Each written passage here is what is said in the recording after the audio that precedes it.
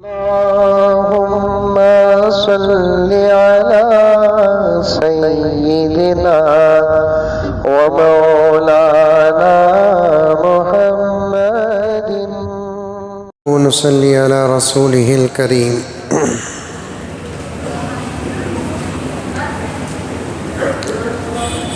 أما بعد فأعوذ بالله من الشيطان الرجيم. بسم الله الرحمن الرحيم.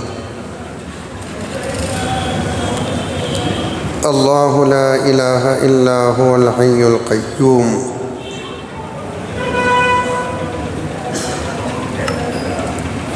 صدق الله مولانا العظيم.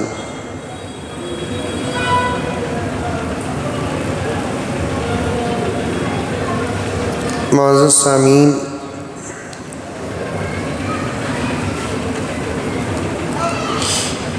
کافی دنوں سے ایک واقعہ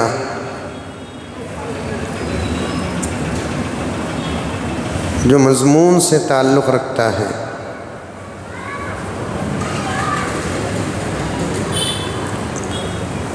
باقی رہ جا رہا ہے.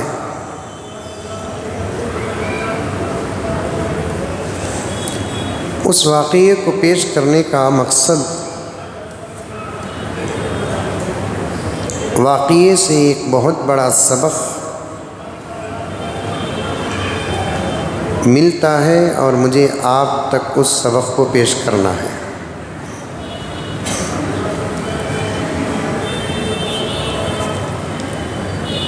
نیک اعمال کرنے کے بعد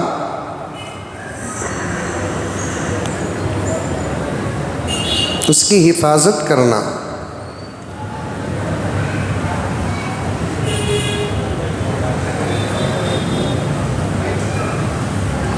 اگر حفاظت نہیں کریں گے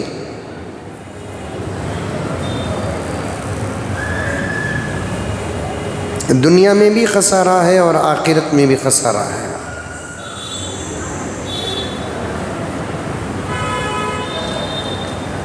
آج کی تراویح کی تلاوت میں یہ آیت آئی کہ بہت سارے لوگ ایسے ہوں گے جن کے پاس نیک اعمال ہوں گے،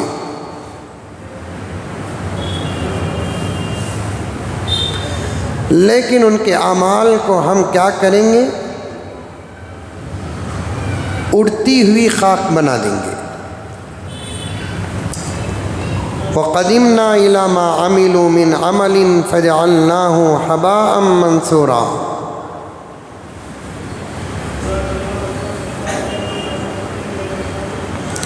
اللہ تعالیٰ فرماتے ہیں کہ ہم ان کے ہر عمل کے پیچھے رہیں گے.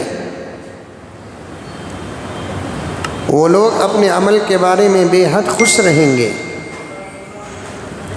چونکہ عمل کی وہ لوگ حفاظت نہیں کی، دنیا میں گناہ کیے، تو اللہ تعالیٰ فرماتے ہیں فَجَعَلْنَاهُ حَبَاءً مَنْثُورًا، ہم ان کے اعمال کو اڑتی ہوئی خاک یعنی بیکار بنا کر رکھ دیں گے.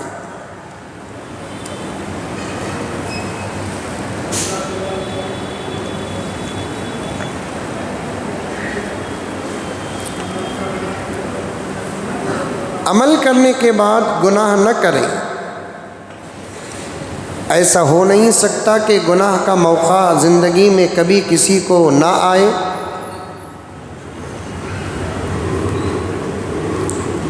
یہ ہو نہیں سکتا.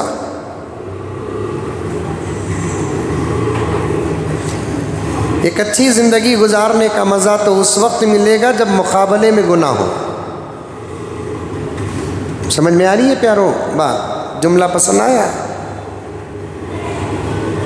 ایک اچھی زندگی اور پیاری زندگی، اچھے اعمال والی زندگی گزارنے کا مزہ تو اس وقت آئے گا جب مقابلے میں گناہ ہو. مقابلے میں اگر گناہ نہ ہو تو اس زندگی کو انسانی زندگی نہیں کہیں گے، وہ زندگی تو فرشتوں کی زندگی ہوتی ہے. فرشتوں کی زندگی میں مقابلے میں گناہ نہیں ہے، اسی لیے ان کو سزا بھی نہیں، ان کو جزا بھی نہیں. اب جس حالت پر ہے آئندہ بھی وہ اسی حالت پر رہیں گے۔ پوری زندگی لاکھوں سال سے حضرت جبرائیل پیدا ہو کر اپنی زندگی میں کبھی کسی غیر عورت کو نہیں دیکھا، اس پر اجر ان کو نہیں ملے گا، اس لیے کہ ان کے مقابلے میں گناہ کبھی آیا نہیں۔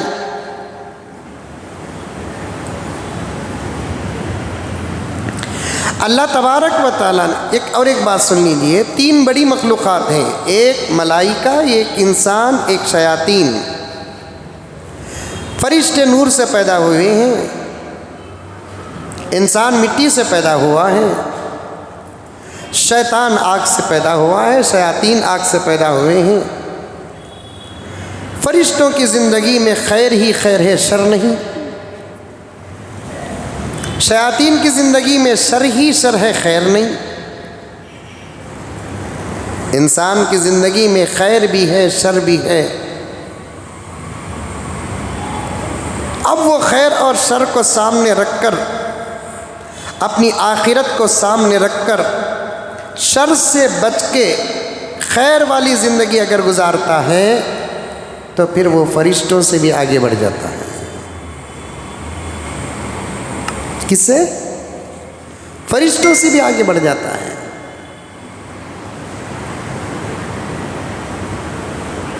ایسا ہو نہیں سکتا کہ ہماری زندگی میں کبھی گناہ کا موقع نہ ہو، قدم قدم پر گناہ کے موقع آئیں گے۔ بعض اولیاء کا قول تو ایسا ہے کہ ان کے سامنے جب گناہ کا موقع آتا ہے، وہ گناہ کا مقابلہ کر کے جب عبادت اور اچھا کام کرتے ہیں، وہ فرماتے ہیں کہ اس وقت ان کو جو مزہ ملتا ہے ویسا مزہ تو شاید جنت میں بھی نہیں ملے گا۔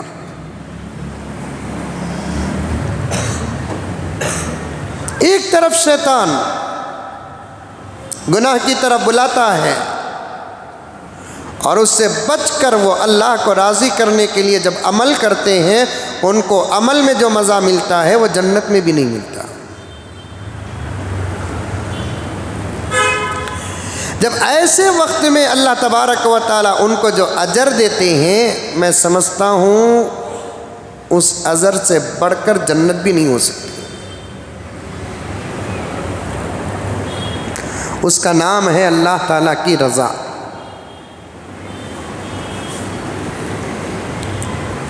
چنانچہ حضرت عبد الرحمن جوانی مدرسے میں پڑھ رہے ہیں۔ کیا عزیز آج ختم کرنا ہے واقعہ؟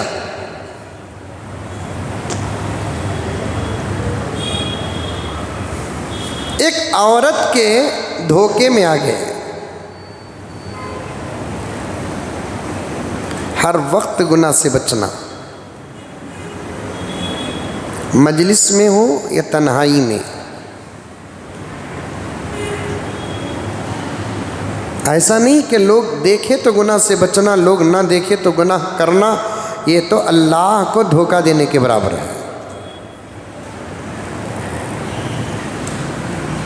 اس کا مطلب یہ ہوا کہ ایسے لوگوں کے سامنے اللہ سے بھی زیادہ بڑے انسان ہو گئے۔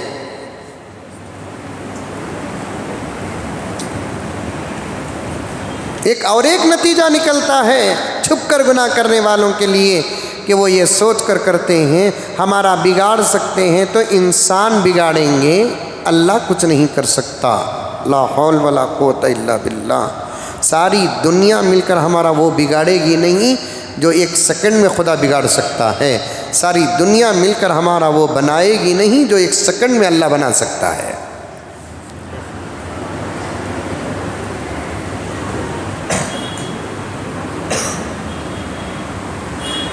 اللہ یہی فرماتے ہیں، مجھے تعجب ہوتا ہے میرے اس بندے پر جو بندہ بندوں سے ڈرتا ہے، جس سے ڈرنے کا حق ہے اس سے ڈرتا نہیں، یعنی میرے سے نہیں ڈرتا۔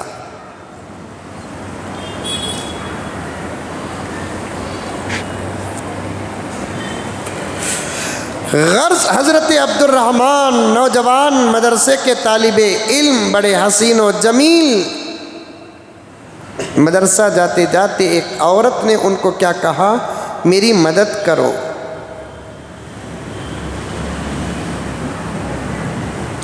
اب انہوں نے سوچا کہ میرے جانے کا راستہ بھی یہی ہے، یتیموں، بیواؤں، مسکینوں، کمزوروں، ضعفاء کی مدد کرنا اسلام کا شیوا ہے۔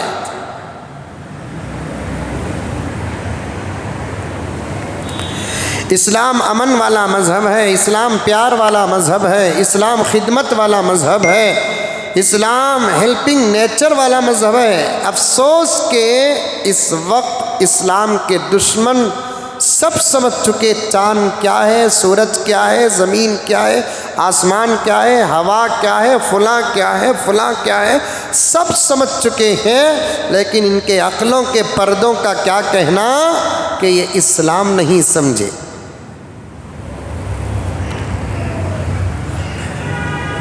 نہیں سمجھے اسلام، مسلمان نہیں سمجھے۔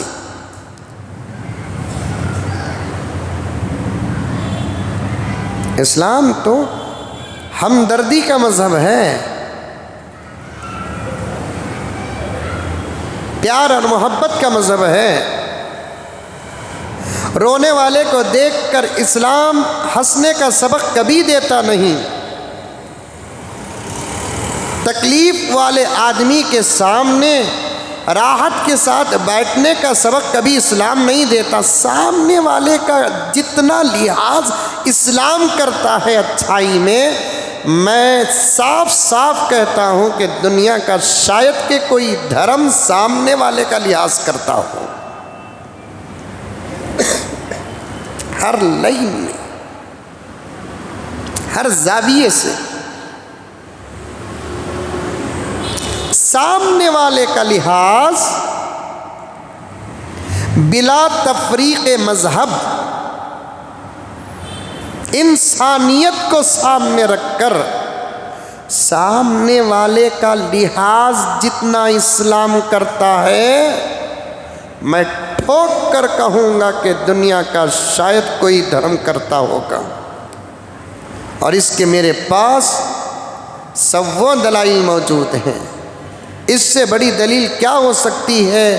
پیارے آقا نے فرمایا، جب تم اپنے گھر میں سالن بناؤ تو پھر سالن میں ذرا پانی بھی زیادہ ڈالو تاکہ پڑوس کو دیکھ کر بھیجنے کا موقع ملے گا، اس لیے کہ تمہارے سالن کی خوشبو جہاں تک جائے گی ممکن ہے کہ وہ خوشبو سوننے والوں میں کوئی یتیم بھی ہوگا، کوئی غریب بھی ہوگا، کوئی اس بات کا انتظار بھی کرے گا کہ میرے پڑوس میں پلاؤ پک رہا ہے، میرے پڑوس میں بریانی بن رہی ہے، ہو سکتا ہے کہ مجھے دے کر بھیجے۔ یا کوئی یتیم چھوٹا سا بچہ اپنی ماں سے پوچھے، امی جان پلاؤ کی بریانی کی خوشبو آ رہی ہے، ہمارے گھر میں کب پکے گی بریانی؟ ہو سکتا ہے کہ ماں کہے کہ بیٹے جس کے گھر میں بریانی پک رہی ہے وہ محمد کا غلام ہے، اس کے گھر میں بریانی پکنا ہمارے گھر میں پکنے کے برابر ہے، تو انتظار کر، پکنے کے بعد پہلی پلیٹ ہمارے گھر آئے گی۔ ہو سکتا ہے۔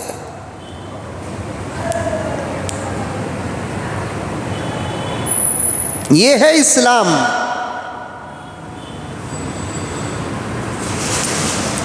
ہاں بڑے ادب کے ساتھ، معذرت کے ساتھ میں عرض کروں،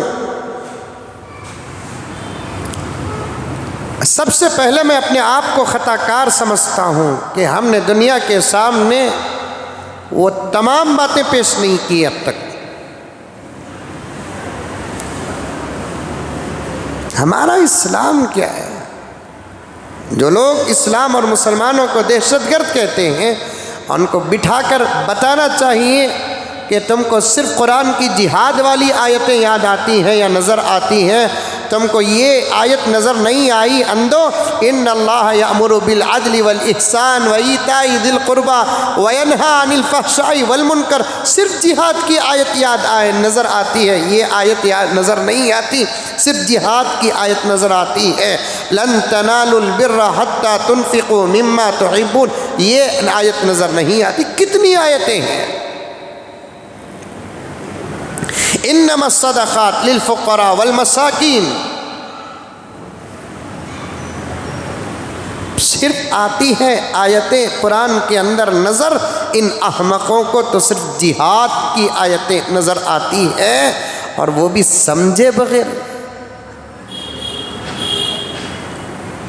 اسلام اگر سامنے والے کو مارنے کا مذہب ہوتا تو میرے نبی کے زمانے سے لے کر اب تک ایک اللہ کا کافر بندہ بھی زمین میں نہ ہوتا. سب کو ختم کر کے دنیا کے 4 کونوں میں اسلام کا جھنڈا بلند کر کے دنیا سے رخصت ہوتے پیغمبر. سمجھ میں آ رہی ہے بات؟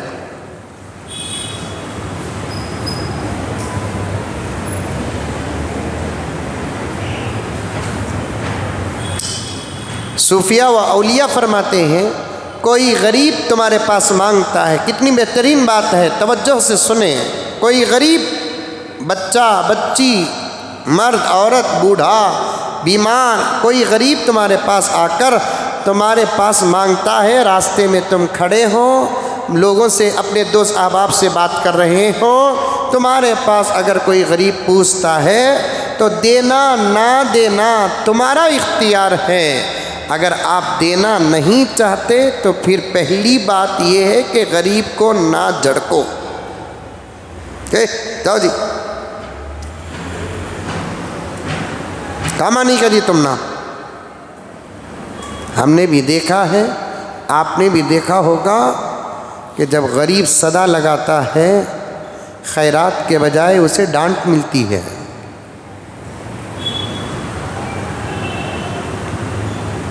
جاؤ جی، عین و خط میں آ جاتی. نہیں بولنا. وَأَمَّا السَّائِلَ فَلَا تَنْهَرْ. اے پیغمبر، کسی سوال کرنے والے کو جھڑک کر بات نہ کرو.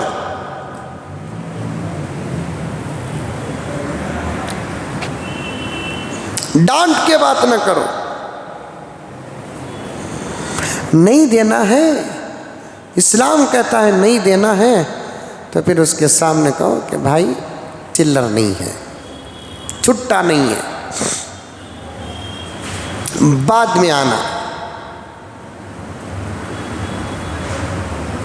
معافی چاہتے ہیں. ہمیں کہیں کو سے معافی چاہنا حضرت؟ یہ ادب ہے. معافی چاہتے ہیں. تم پوچھ رہے ہو، اس وقت آپ کو دینے کے مومنٹ میں میں نہیں ہوں، پھر کبھی آنا.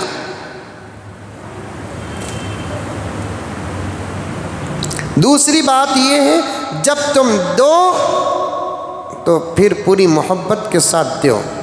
لڑا دے اسے. چل رہا نہیں چل رہا ہے؟ اٹھا کر ڈالتے، ڈال جی.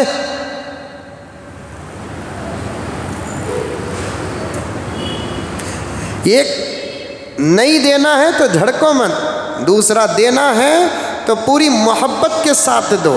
ادب کے ساتھ نہیں، محبت کے ساتھ دو، کیونکہ وہ بھی اللہ کا بندہ ہے، ہم بھی اللہ کے بندے ہیں. اللہ اپنی مرضی سے اسے غریب بنایا، اللہ اپنی مرضی سے ہمیں امیر بنایا ہے. نہ وہ اپنی طاقت سے غریب بنا ہے، نہ ہم اپنی طاقت سے امیر بنے ہیں. بنانے والی ذات اللہ تعالیٰ کی ہے. وہ اتنی قدرت کا مالک ہے کہ لمحوں میں امیر کو غریب اور غریب کو امیر بنا سکتا ہے. یہ الفاظ نہیں ہے، میرے رب کی قسم، زمانے نے ایسے ہزاروں حالات دیکھے ہیں. ترکی میں زلزلہ جب آیا، تقریباً 9 بلڈنگوں کا مالک پوری عمارتیں زمین بوس ہو گئی، گر گئیں، سب ختم ہو گیا۔ 9 بلڈنگوں کا مالک، واٹس ایپ میں تصویریں وائرل ہوئی، آپ لوگ جانتے ہیں، 9 بلڈنگوں کا مالک ترکی کا ایک امیر ترین انسان، جس کے کئی کار، کئی پیسہ، سب کچھ زیورات، ہیرے، کیا کہتے ہیں، سونے چاندی، سب کچھ، لیکن ایک جھٹکا پوری دولت زمین کے برابر ہو گئی۔ دوسرے دن ملبے سے جب نکلتا ہے باہر تو ایک روٹی مانگتا ہوا کھڑا ہے۔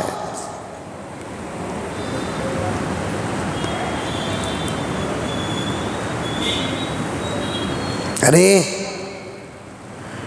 عبد الواحد صاحب، توجہ چاہتا ہوں، ایک سادے سیدھے انسان کو جھڑکنا تو دور کی بات، وہ علماء جو 11 مہینے مسندوں میں بیٹھ کر قرآن پڑھاتے ہیں، 11 مہینے مسندوں میں مدرسوں میں بیٹھ کر حدیث پڑھاتے ہیں، فقہ پڑھاتے ہیں، مدرسوں کی تحفظ کے لیے ایک نظام ہے کہ رمضان المبارک کا چندہ وصول کریں، تو اس مہینے یعنی ماہ مبارک رمضان المبارک میں علماء کرام مہمانان رسول کی خدمت کے لیے چندہ، وہ بھی تمہارا خاص پرسنل پیسہ نہیں بلکہ زکوٰۃ اور صدقات جو دینا ضروری ہے، ضروری ہے، ضروری ہے، وہ پیسہ مانگنے کے لیے نہیں آتے، لینے کے لیے آتے ہیں۔ دینے کے لیے امیروں کو جانا تھا، مالداروں کو جانا تھا، کروڑ پتیوں کو جانا تھا، جن کے اوپر زکوٰۃ فرض ہے، وہ اپنے زکوٰۃ کا ایک حصہ اپنے رشتہ داروں کو رکھے اور ایک حصہ باہر کے غرباء کے لیے رکھے اور ایک حصہ مدارس عربیہ کے لیے رکھے اور جا کر دے، رشتہ داروں کو جا کر دے یا بلا کر دے اپنی جگہ پر، غریبوں کو جا کر دے یا بلا کر دے اپنی جگہ پر، لیکن مالداروں کان کھول کر سنو، یہ تمہارا فرض تھا کہ تم مدرسوں کی چوکھٹوں تک پہنچتے، مدرسوں کے دروازوں تک پہنچتے، محتمم کی خدمت میں حاضر ہوتے اور اپنی زکوٰۃ کا پیسہ ان کو دیتے، مدارس کا حال معلوم کرتے، اس کے بعد آپ بڑی محبت کے ساتھ مدرسوں کو دیتے۔ یہ تمہارا فرض ہے، فرض ہے، فرض ہے، اس لیے کہ مدارس باقی ہیں تو دین باقی ہے، مدارس باقی ہے تو تمہارا ایمان باقی ہے، مدارس باقی ہے تو تمہارے ضروریات کی تکمیل ہوتی ہے۔ مدرسوں کو غیر کیا سمجھیں گے؟ آج مسلمان خود مدرسوں کو نہیں سمجھے اور مدرسوں کے خدمات کو نہیں سمجھے۔ میرے پاس کئی تصویریں ہیں، رب کعبہ کی قسم میں ایسا موقع کبھی جانے نہیں دیتا۔ اگر مدارس سے یہ حفاظ پیدا نہ ہوئے، مدارس سے یہ علماء پیدا نہ ہوئے، تو پھر میرے دوستو ہماری صحیح نمازیں ادا کیسے ہوں گی؟ ہماری نکاح کون پڑھائے گا؟ ہمارے جنازے کون پڑھائے گا؟ ہماری مغفرت کی دعا کون کرے گا؟ امت کی فکر کون کرے گا؟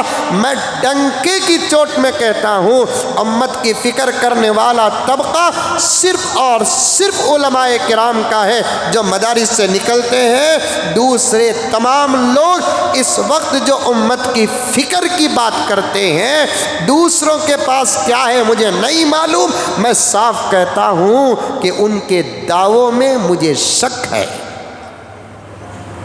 ان کے دعووں میں مجھے شک ہے۔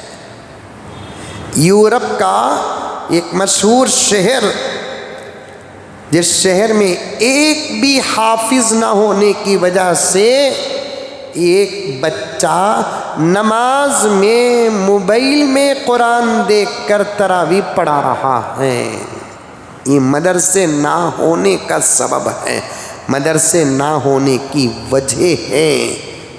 تم کیا سمجھتے ہو کہ مدرسے کے علماء بھیک مانگ رہے ہیں؟ گلوں میں پٹیاں اور بیاگ ڈال کر تمہارے دروازوں پہ جو آ رہے ہیں بھیک مانگ رہے ہیں؟ اگر یہ سوچ رہے ہیں تو قیامت آ جائے تم پر، یہ سوچ رہے ہیں تو قیامت آ جائے تمہارے اوپر۔ یہ بھیک نہیں مانگ رہے ہیں، تمہارا فرض ہلکا کر رہے ہیں، تمہارا فرض ہلکا کر رہے ہیں۔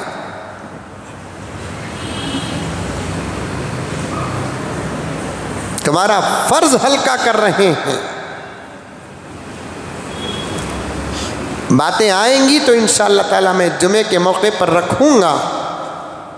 عام غریب کو جھڑکنا تو دور کی بات کہ 11 مہینے عبدالعزیز جو مدرسے میں بیٹھ کر چھوٹے چھوٹے 9-10 سال کے بچوں کے اندر قرآن ڈالتا ہے، قرآن حافظ بناتا ہے، حفظ کراتا ہے، حدیث پڑھاتا ہے، قال اللہ و قال الرسول پڑھاتا ہے،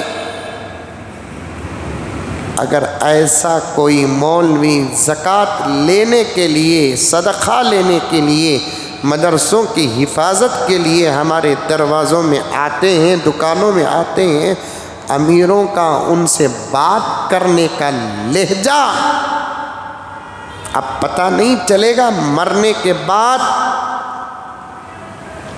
زنا کو خدا معاف کر دے، جھوٹ کو خدا معاف کر دے، سود کو خدا معاف کر دے، لیکن ایک عالم کے شان میں گستاخی کو خدا معاف نہیں کرتے۔ نہیں حضرت، تقسیم ہو گئی ہے زکوٰۃ، پھر کبھی تشریف لائے۔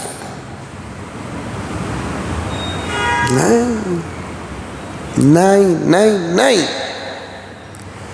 اب اس قوم کو سمجھانے کے تمام طریقے پورے ہو چکے ہیں، اور سمجھانے کا کیا طریقہ ہوگا اور کس طریقے سے یہ قوم سمجھے گی پتہ نہیں ہے۔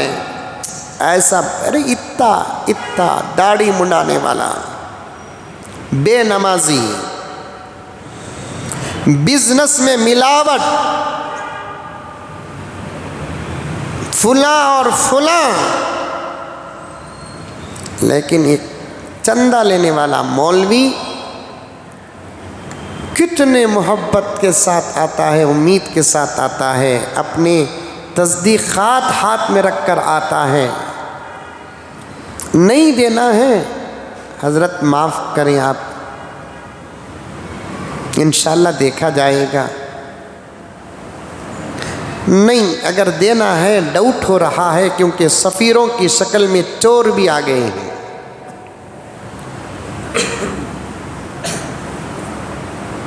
تو پھر بنگلور کے کتنے مدارس اور علماء ہیں، ان میں سے کسی کی اس سال کی سند ہے تو دکھائیے حضرت، اگر ہے تو پھر 100 روپے دے دیجئے، صرف 100 روپے۔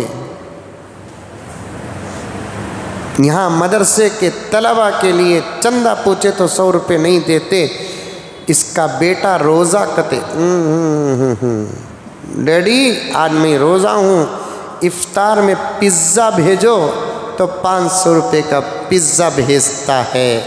اللہ کو کتنا غصہ آتا ہوگا، نبی کو کتنی تکلیف ہوتی ہوگی، سوچ کر دیکھو۔ آقا قبر مبارک میں کیا سمجھتے ہیں آقا کو نہیں پہنچتی خبر؟ ہر جمعرات اور پیر کو ہمارے اعمال آقا کے دربار میں پیش ہوتے ہیں۔ آقا سوچیں گے میرے بچے کے لیے میرا وارث یعنی عالم 100 روپے پوچھا تو نہیں، اور اس کا بچہ روزے میں افطار میں پیزا پوچھ رہا ہے، جا رہے نوکر کو بولتا پیزا لا کو گھر میں دے ڈال کو آ۔ ایسی دولتیں زیادہ دن زندہ نہیں رہتی۔ معاف فرما دے مجھے، میں بد دعا نہیں کر رہا ہوں، میں خبر دے رہا ہوں، ایسی دولتیں زیادہ دیر زندہ نہیں رہتی۔ اگر زندہ رہ بھی گئی تو ایسے لوگ اس دولت سے زیادہ دیر فائدہ نہیں حاصل کرتے۔ غریبوں کے ساتھ اچھا سلوک کرو۔ انشاءاللہ جمعے کے موقع پر بات آ گئی تو عرض کروں گا، زکوٰۃ ہی کا عنوان ہے میرا۔ عرض کر رہا تھا میں، اسلام ہیلپنگ نیچر کا مسئلہ، سامنے والے کا دل دکھانا نہیں چاہتا۔ فقہا و صوفیہ فرماتے ہیں کسی کو اگر دینا نہیں ہے، مانگنے والا آتا ہے تو اس کے سامنے جیب میں بھی ہاتھ مت ڈالو۔ تمہارے دینے کا ارادہ نہیں، اس غریب اور محتاج کے سامنے تمہیں جیب میں ہاتھ ڈال رہے ہیں، وہ انتظار میں ہے کہ میرے سوال کا جواب ملنے والا ہے۔ اب وہ جیب میں ہاتھ ڈال رہا ہے، 1 روپیہ 2 روپے صحیح نکلیں گے، لیکن وہ جیب سے پیسے نہیں نکالتا، سگریٹ کا ڈبہ نکالتا ہے۔ غریب کا دل ٹوٹے گا تو یہ ٹوٹنا ہی ہمارے حق میں بددعا بن جائے گا۔ اسلام ہمدردی کا مذہب ہے، ہیلپنگ نیچر مذہب ہے، اسی لیے تو حضرت عبد الرحمن نے ایک عورت کی صدا پر اس کی مدد کرنے کے لیے میدان میں اتر گئے۔ پھر انشاءاللہ کل آپ کے سامنے تفصیل سے بات آئے گی۔